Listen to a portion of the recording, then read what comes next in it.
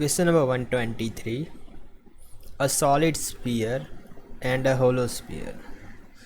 Solid એક ગોળો છે અને બીજો એક હોલો ગોળો છે, બરાબર. બંને સેમ મટીરિયલ્સ અને સેમ સાઇઝના છે અને તેમને ગરમ કરવામાં આવે છે સેમ ટેમ્પરેચર પર અને allowed to the cool in the same surrounding, અને ઠંડુ પણ સેમ જ સરાઉન્ડિંગમાં કરવામાં આવે છે. હવે કહેવામાં આવ્યું છે કે જો temperature difference between the body and that of surrounding is T, બરાબર. ટેમ્પરેચર ડિફરન્સ બોડી વચ્ચે અને સરાઉન્ડિંગ વચ્ચે જો ટી જ હોય તો નીચેનામાંથી કયું સાચું છે? સાચો આન્સર છે the hollow sphere will cool at a faster rate for all values of T, બરાબર. આ સાચો આન્સર છે. તો આ કેવી રીતના થાય છે? તો જનરલ સેન્સના આધારે પણ તમે કરી શકો છો કે એક સોલિડ સ્ફિયર છે, બરાબર. આખો સ્ફિયર જે છે તે સોલિડ છે, મીન્સ કે એની અંદર મટીરિયલ ઘણું વધારે હશે. અને બીજો એક સ્ફિયર છે ગોળો, તે હોલો છે. હોલો મીન્સ કે એની અંદર મટીરિયલ ઓછું હશે, બરાબર. બંનેને સેમ ટેમ્પરેચર પર ગરમ કરવામાં આવે છે તો આની અંદર હીટ કન્ટેન્ટ કેટલું વધારે હશે, બરાબર. હોલો સ્ફિયરની કમ્પેરમાં આની અંદર હીટ કન્ટેન્ટ વધારે હશે, જ્યારે હોલોની અંદર હીટ કન્ટેન્ટ ઓછું હશે.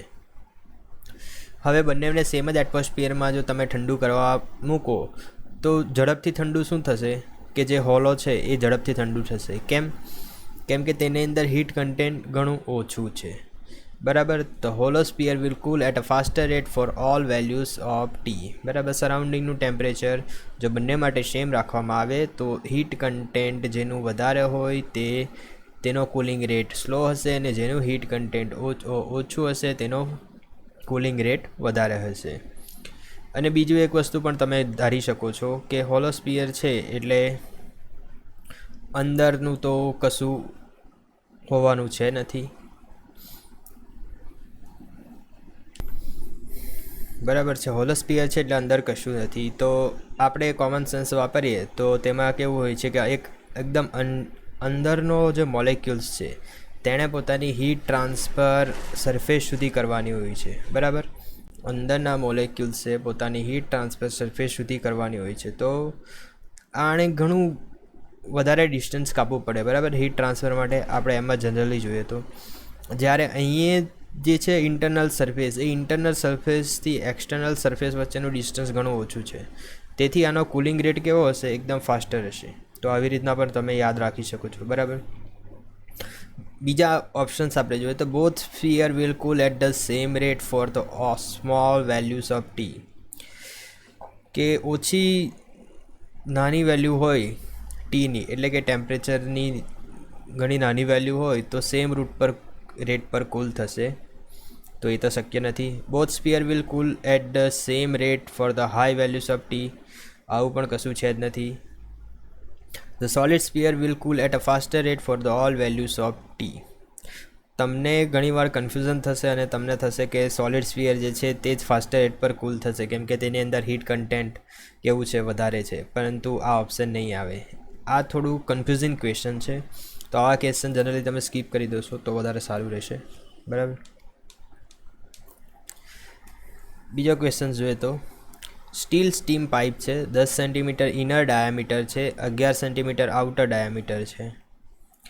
10 સેન્ટીમીટર ઇનર અને 11 સેન્ટીમીટર આઉટર ડાયામીટર, અને covered with insulation having the thermal conductivity. ઇન્સ્યુલેશનની થર્મલ કન્ડક્ટિવિટી આટલી છે.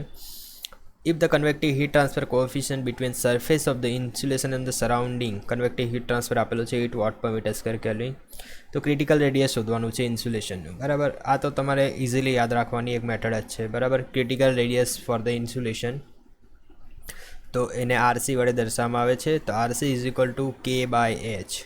શાના માટે? સિલિન્ડર માટે, સિલિન્ડ્રિકલ સરફેસ હોય તેના માટે, જેમ કે વાયર માટે. અને 2K/H એ છે સ્પિયર માટે, બરાબર. તો આ સૂત્ર તમે યાદ રાખી લેજો. આપણે અત્યારે યુઝમાં લેવાનું છે K/H, બરાબર. તો critical radius of insulation K/H કેવી રીતે યાદ રાખવાનું? K એટલે ખમણ અને H એટલે હાઉસ, બરાબર. ખમણ હાઉસ પછી યાદ રાખવાનું, કેમ કે ઘણીવાર એક્ઝામમાં તમને થશે કે સાલું K ઉપર આવે કે H ઉપર આવે, તો એના માટે ખમણ હાઉસ યાદ રાખવાનું, બરાબર.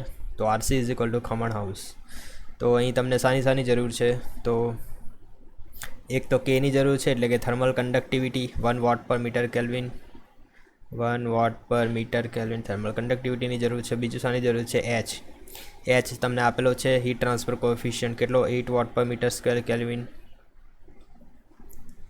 બરાબર. તો આ તમે કેલ્ક્યુલેટ કરશો તો RC is equal to K/H critical radius of insulation 1/8 કરશું આપણે તો 12×8 = 96, બરાબર. તો જનરલી તમે અહીંયા 100 લઈ શકો છો, નીચે 8 લઈ શકો છો, 1/100 તો 12×8 ને એટલે આ 12 સમથિંગ 12 જેવું આવશે. તો આ આન્સરમાં તમને 0.12, બરાબર. આ મીટર આ તમે ઉડાડી શકો, બરાબર. આ મીટર જશે, કેલ્વિન તો આ મીટર ઉપર જશે તો આ મીટરમાં આન્સર આવશે. તો જનરલી મીટરને અહીં સેન્ટીમીટરમાં માંગ્યો છે, બરાબર. તો 12 સેન્ટીમીટર જેવો અપ્રોક્સિમેટલી આન્સર આવશે. આ કેલ્ક્યુલેશન મેં મોડે કરી છે અને આવી રીતના તમારે કેલ્ક્યુલેશન કરવાની હોય છે આરટીઓની એક્ઝામમાં, કેમ કે ત્યાં કેલ્ક્યુલેટર પ્રોવાઈડ કરવામાં નથી આવતું, બરાબર ને. તો આવી રીતના તમે કેલ્ક્યુલેશન કરી શકો છો. ઉપર નીચે 100 વડે ગુણી અને ભાગી કાઢવાના, પછી 12×8 એટલે અપ્રોક્સિમેટલી 12 જેવો આન્સર આવશે. તો તેના આધારે તમને 10, 11, 12.5માં આ આન્સર મળી જશે, બરાબર. 125 questions. Which one of the following is correct? નીચેનામાંથી શું સાચું છે? The effectiveness of the fin will be maximum in an environment with. ફિનની જે ઇફેક્ટિવનેસ છે તે મેક્સિમમ કયા એન્વાયરમેન્ટમાં હશે અથવા કયા એન્વાયરમેન્ટ સાથે હશે? The effectiveness of fin will be maximum. આ તો તમારે થિયરી પરથી ડાયરેક્ટ ક્વેશ્ચન પૂછવામાં આવ્યો છે, બરાબર. ફિનની ઇફેક્ટિવનેસ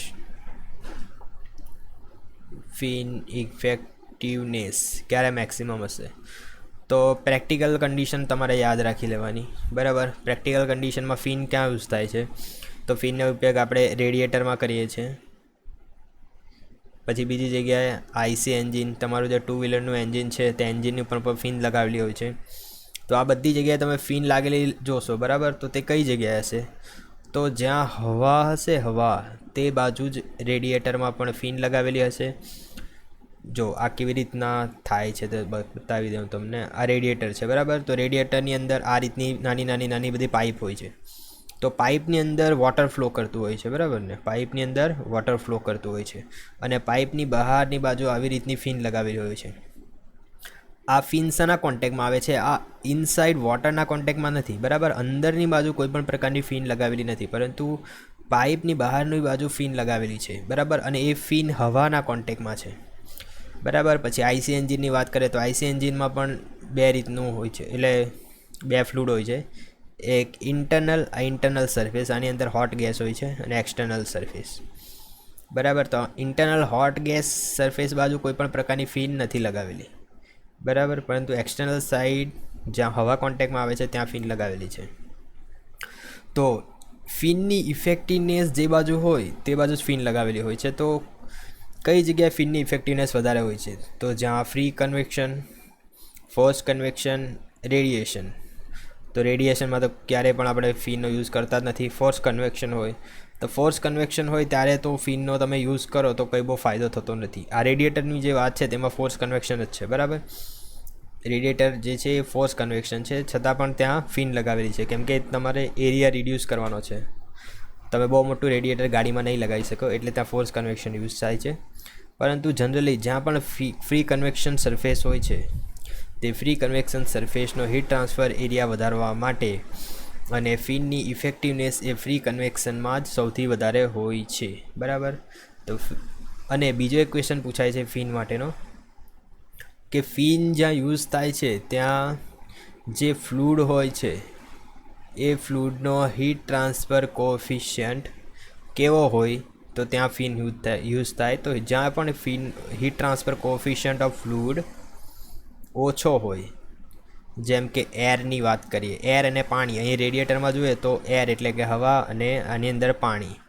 તો પાણીનો હીટ ટ્રાન્સફર કોએફિશિયન્ટ કેવો છે? વધારે છે. જ્યારે હવાનો હીટ ટ્રાન્સફર કોએફિશિયન્ટ ઓછો છે. તો જ્યાં પણ હીટ ટ્રાન્સફર કોએફિશિયન્ટ જે ફ્લુડનો ઓછો હોય છે તે બાજુ જ આપણે ફિનનો જનરલી યુઝ કરીએ છીએ. આ ક્વેશ્ચન્સ પર ઘણીવાર પૂછાય છે એક્ઝામમાં, બરાબર. ફ્લેશ ચેમ્બર જે છે, બરાબર. Flash chamber single stage simple vapour compression system. Vapour compression system જે છે તેની અંદર ફ્લેશ ચેમ્બરનો યુઝ કરવામાં આવે છે. તો શાના માટે ફ્લેશ ચેમ્બર વપરાય છે? તો પહેલાં તો તમને સિસ્ટમ ખબર હોવી જોઈએ. અહીં જે છે તે ધારો કે કન્ડેન્સર છે, આ જે છે કન્ડેન્સર છે, આ જે છે કમ્પ્રેસર છે, આ એવાપરેટર છે, બરાબર.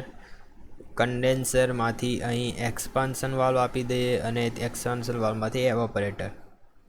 આ સાયકલ્સ તો તમને ખબર જ હશે. આ છે કોમ્પ્રેસર, આ છે કન્ડેન્સર, આ છે એવાપરેટર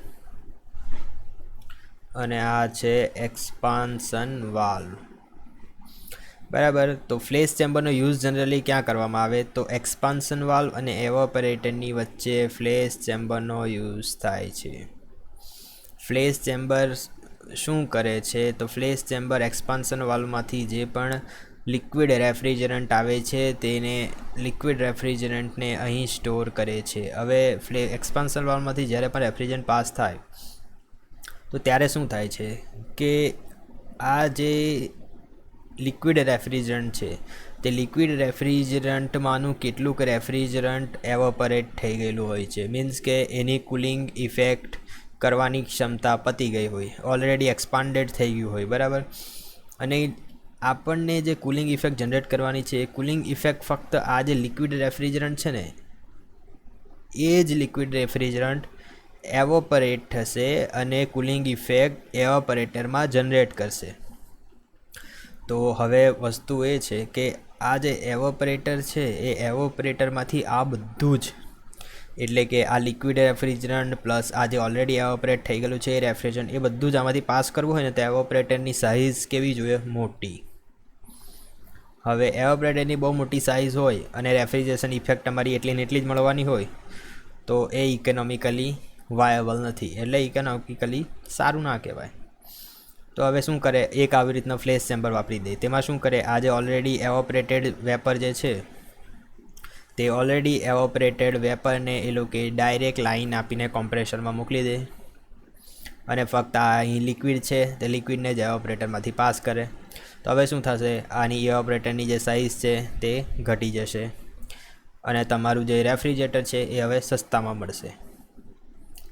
મીન્સ કે કંપનીવાળાને પણ ફાયદો થાય, ગ્રાહકને પણ ફાયદો થાય, એન્વાયરમેન્ટલી પણ યુઝફુલ છે, બરાબર.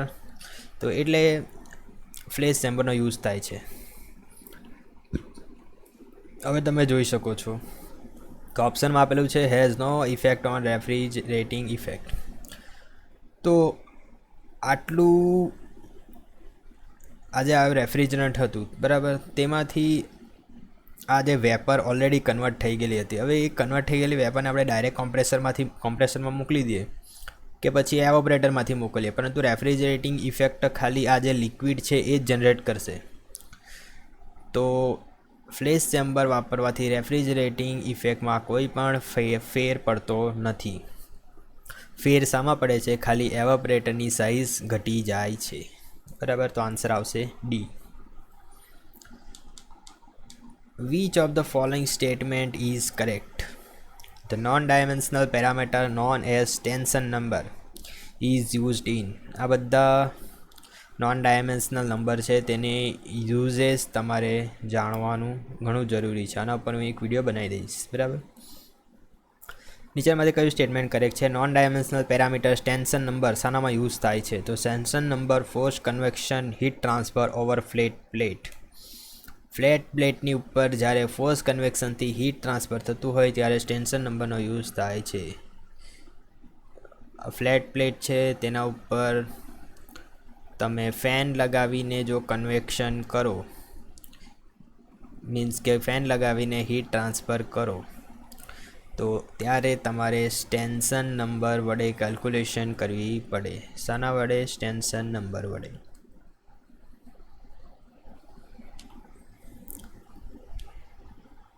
Which substance has the maximum value of thermal conductivity? નીચેનામાંથી કયા સબસ્ટન્સની થર્મલ કન્ડક્ટિવિટી એકદમ નીચેનામાંથી કયાની થર્મલ કન્ડક્ટિવિટી મિનિમમ છે? મેક્સિમમ નહીં, મિનિમમ છે. તો એર, વોટર, પ્લાસ્ટિક, રબર. હવે કન્ફ્યુઝિંગ તો બધું જ છે કે રબર બી આવી શકે, પ્લાસ્ટિક બી આવી શકે, વોટર તો જનરલી નહીં આવે, બરાબર. પરંતુ અહીં કન્ફ્યુઝિંગ થાય છે, પણ તેના કરતાં સૌથી વધારે ઇઝી એક વસ્તુ છે કે ગેસ ફોર્મમાં જે પણ હોય તેની થર્મલ કન્ડક્ટિવિટી ઓલવેઝ ઓછી હોય. કેમ કે તેના જે મોલેક્યુલ્સ છે તે એકબીજાની દૂર હશે. તો પ્લાસ્ટિક સોલિડ છે, રબર સોલિડ છે, તો તેના કરતાં ઓબ્વિયસલી એરની થર્મલ કન્ડક્ટિવિટી ઓછી જશે. Which is hunting of the thermostatic expansion valve. Thermostatic expansion valve જે છે તેનું હન્ટિંગ કોને કહેવાય? હન્ટિંગ એ તમે ગવર્નરમાં પણ ભણ્યા હશો, બરાબર. આ રીતનું ગવર્નર હોય, ગવર્નરમાં લોડેડ કરેલા હોય, અહીં વેઇટ્સ લગાવેલા હોય. હવે ગવર્નરનું હન્ટિંગ એટલે શું કે આ જે ગવર્નર છે તેને કોઈ પણ સ્પીડ આપી દો, પરંતુ એ હન્ટિંગ થયા કરશે, એટલે આ ઉપર નીચે જ થયા કરશે, બરાબર. તો તેને કહેવાય હન્ટિંગ. તો થર્મોસ્ટેટિક એક્સપાન્શન વાલ્વનું હન્ટિંગ એટલે શું તો તે જોઈ લઈએ. તો alternate overfeeding and starving of the refrigerant flow in the એવોપરેટર.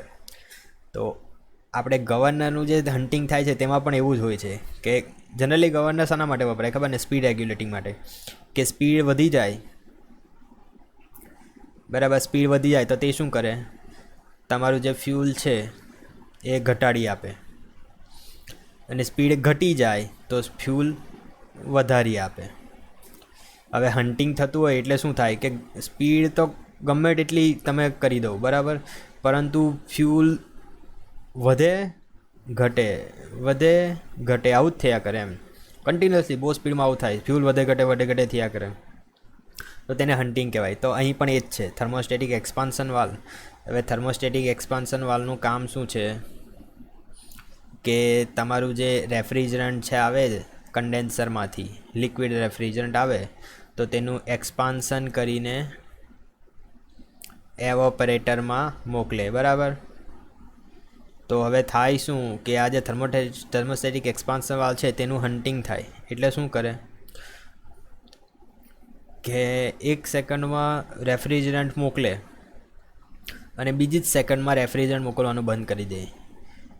હવે જો અલ્ટરનેટ ઓવર ફીડિંગ એન્ડ સ્ટાર્વિંગ એટલે 1 સેકન્ડમાં બહુ જ બધું રેફ્રિજરન્ટ મોકલી આપે અને બીજી જ સેકન્ડે સ્ટાર્વિંગ એટલે કે દુકાળનો મિનિંગ તો ખબર ને કે બંધ કરી દે શાને? રેફ્રિજરન્ટને મોકલવાનું, એવોપરેટરને. તો તમે સમજી શકો છો થર્મોસ્ટેટિક એક્સપાન્શન વાલ્વનું હન્ટિંગ એનો મતલબ એ થાય કે 1 સેકન્ડે બહુ બધું રેફ્રિજરન્ટ મોકલી આપે અને બીજી જ સેકન્ડે રેફ્રિજરન્ટ નહીં મોકલે, ત્રીજી સેકન્ડે ફરી બહુ બધું મોકલી આપે, ચોથી સેકન્ડે નહીં મોકલે. મીન્સ કે કન્ટિન્યુઅસ ફ્લો જે થવો જોઈએ રેફ્રિજરન્ટનો તે ના થાય. ઓકે, 130મો ક્વેશ્ચન. VCRS પ્લાન્ટ છે, vapour compression refrigeration system plant. Refrigerant leaves the compressor and evaporator with the enthalpy of 205 kilo joule. Refrigerant જે છે તે કમ્પ્રેસર અને એવોપરેટરમાંથી લીવ કરે છે, તેની એન્થાલ્પી આપેલી છે આપણને. Enthalpy of leaving the condenser આપેલું છે. If the mass flow rate આપેલો છે 0.2 kilogram per second, then the refrigerating effect શોધવાની છે, બરાબર. રેફ્રિજરેટિંગ ઇફેક્ટ તમારે શોધવાની છે. તો જનરલી આપણને રેફ્રિજરેશન સિસ્ટમની સાયકલ આવડવી જોઈએ. સાયકલ કંઈક આ રીતની હોય છે, અહીંથી એક્સપાન્શન થઈને અહીંયા આવે, બરાબર. હવે અલગ અલગ પોઈન્ટ પર એન્થાલ્પી આપી દીધી છે રકમમાં આપણને. Refrigerant leaves the compressor and evaporator. કોમ્પ્રેસરમાંથી લીવ થાય છે, તો આ જે જગ્યા છે કોમ્પ્રેસરની છે, બરાબર. કોમ્પ્રેસરમાંથી જે લીવ થાય છે નંબર આપી દે 1 2 3 4. તો H2ની એન્થાલ્પી આપી છે 205 કિલો જૂલ પર કેજી. પછી એવોપરેટર લીવ થાય એટલે કે આ એવોપરેટર છે, 4 થી 1 જે છે એવોપરેટરની સાયકલ છે. તો 4 થી 1 એવોપરેટરની પ્રોસેસ છે અને એવોપરેટરમાંથી જે રેફ્રિજરન્ટ લીવ થાય છે તેની 177 એટલે H1 બરાબર 177 કિલોજૂલ પર KG. Enthalpy living the condenser 2 થી 3 પ્રોસેસ છે, એ કન્ડેન્સરની પ્રોસેસ છે અને તેમાંથી જે લીવ થાય છે તે H3 H3 अगर 105 કિલો જૂલ પર કેજી છે. Mass flow rate of the refrigerant is 0.2 kg per second. Mass flow rate આપેલો છે 0.2 kg પર સેકન્ડ. હવે તમને કીધું છે કે રેફ્રિજરેટિંગ ઇફેક્ટ. તો રેફ્રિજરેટિંગ ઇફેક્ટ ક્યાં થાય? અહીં થાય. 4 થી 1 પ્રોસેસ છે તે રેફ્રિજરેટિંગ ઇફેક્ટ છે.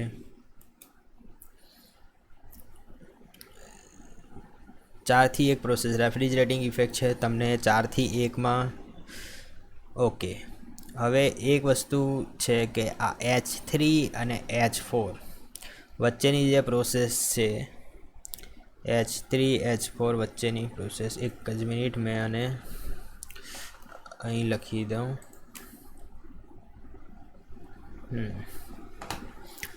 H3 અને H4 વચ્ચેની જે પ્રોસેસ છે તે આઇસેન્થાલ્પિક પ્રોસેસ છે. એટલે H3 બરાબર H4 થાય. આઇસેન્થાલ્પિક પ્રોસેસ એટલે એક્સપાન્શન પ્રોસેસ છે.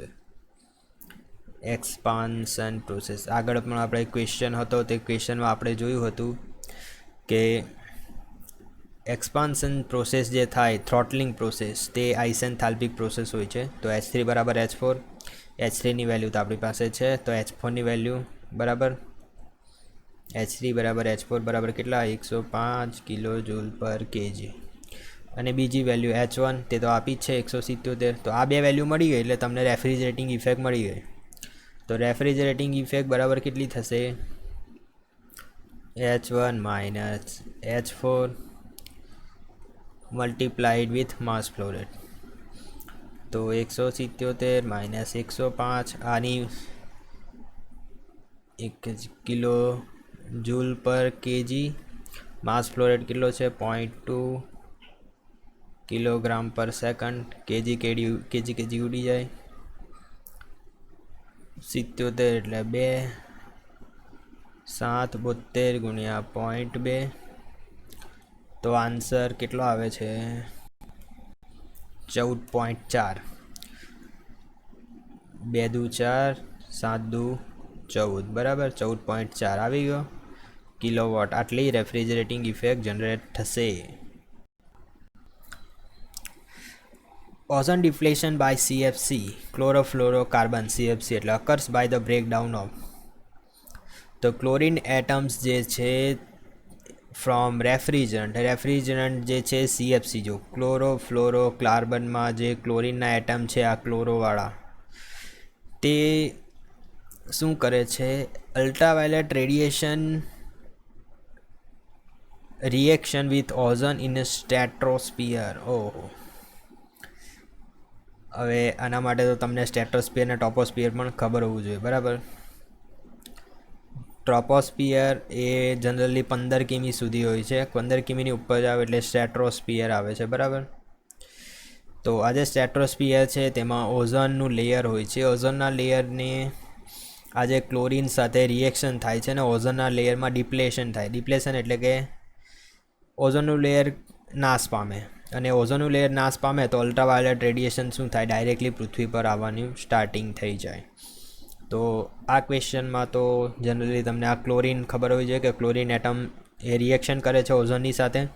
અને ઓઝોન ક્યાં આવેલું હોય છે? સ્ટ્રેટોસ્ફિયર અથવા ટ્રોપોસ્ફિયરમાં. તો કે સ્ટ્રેટોસ્ફિયરમાં આવેલું હોય છે. તો આ વસ્તુ તમને ખબર હોવી જોઈએ.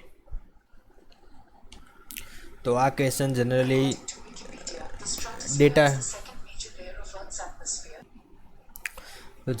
આ જે ક્વેશ્ચન છે એ ડેટા રિલેટેડ ક્વેશ્ચન છે. આમાં તમારી ભૂલ થઈ શકે છે જો તમને ટ્રોપોસ્ફિયર અને સ્ટ્રેટોસ્ફિયર વિશે કશું ખબર ના હોય તો, બરાબર. પછી ક્લોરોફ્લોરોકાર્બનમાં ક્લોરીન જ રિએક્ટ કરે છે એ પણ ખબર હોવી જોઈએ. તો આ ટાઈપના ક્વેશ્ચન્સ તમે જનરલી છોડી શકો છો, બરાબર. 132માં ક્વેશ્ચન જોઈએ તો maximum possible COP of the solar absorption refrigeration system with the generator temperature of 360 kelvin. જનરેટરનું ટેમ્પરેચર જે છે 360 કેલ્વિન છે. એબ્સોર્બરનું ટેમ્પરેચર જે છે 300 કેલ્વિન છે. અને કન્ડેન્સરનું જે ટેમ્પરેચર છે, જે છે એ પણ 300 કેલ્વિન છે. અને એવોપરેટરનું ટેમ્પરેચર જે છે, 270 કેલ્વિન છે, બરાબર. હવે આના માટે એક ઇક્વેશન તમારે યાદ રાખવાનું છે, બરાબર. COP of solar absorption refrigeration system, તેના માટેનું સીઓપીનું ઇક્વેશન શું છે? ટેમ્પરેચર આપેલા હોય તો ego TG minus to ego, પછી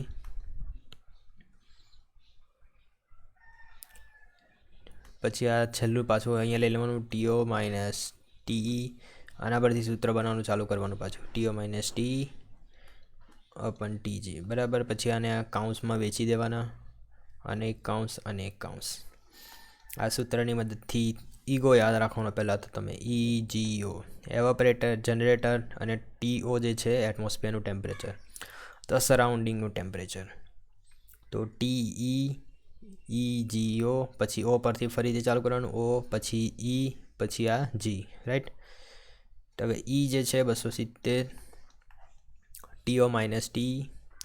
ઓકે, હવે અહીં તમને થશે કે TO કયો લેવાનો, તો આ બંનેનું ટેમ્પરેચર સેમ જ છે, તો બંનેને TO તરીકે લઈ શકો છો તમે.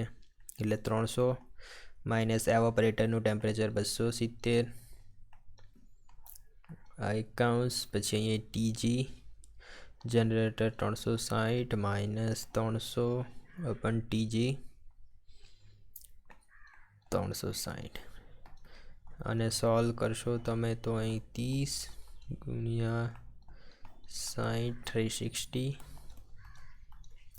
6×36, 3 9 27, તો 9/6, બરાબર. 15×6 90, તો આન્સર આવશે 1.5, રાઈટ, બરાબર. આ સૂત્ર કેવી રીતના યાદ રાખવાનું તે તમને ખબર પડી જાય. ઈગો યાદ રાખવાનું ફક્ત, EGO. પછી તેના પરથી સૂત્ર બનાવી દેવાનું આ રીતનું, E પછી GO, પછી આ ઓને ડાયરેક્ટ આગળ લઈ લેવાનો, TO માઇનસ પછી આ ફરીથી પહેલાં ઈગો લખી દીધું, પછી O પરથી સૂત્ર ફરીથી EGO, બરાબર. TO TE TG, બરાબર. આ સૂત્ર એપ્લાય કરી દેવાનું. 2S સ્ટ્રીમ છે, mass flow rate 36 kilogram per minute અને 14 kilogram per minute, with respective enthalpy આપેલી છે 36 કિલોજૂલ પર કેજી અને 50 કિલોજૂલ પર કેજી. બંનેને મિક્સ કરવામાં આવે છે, તો enthalpy of mixer is nearly, તો એન્થાલ્પી ઓફ મિક્સર કેટલું થશે?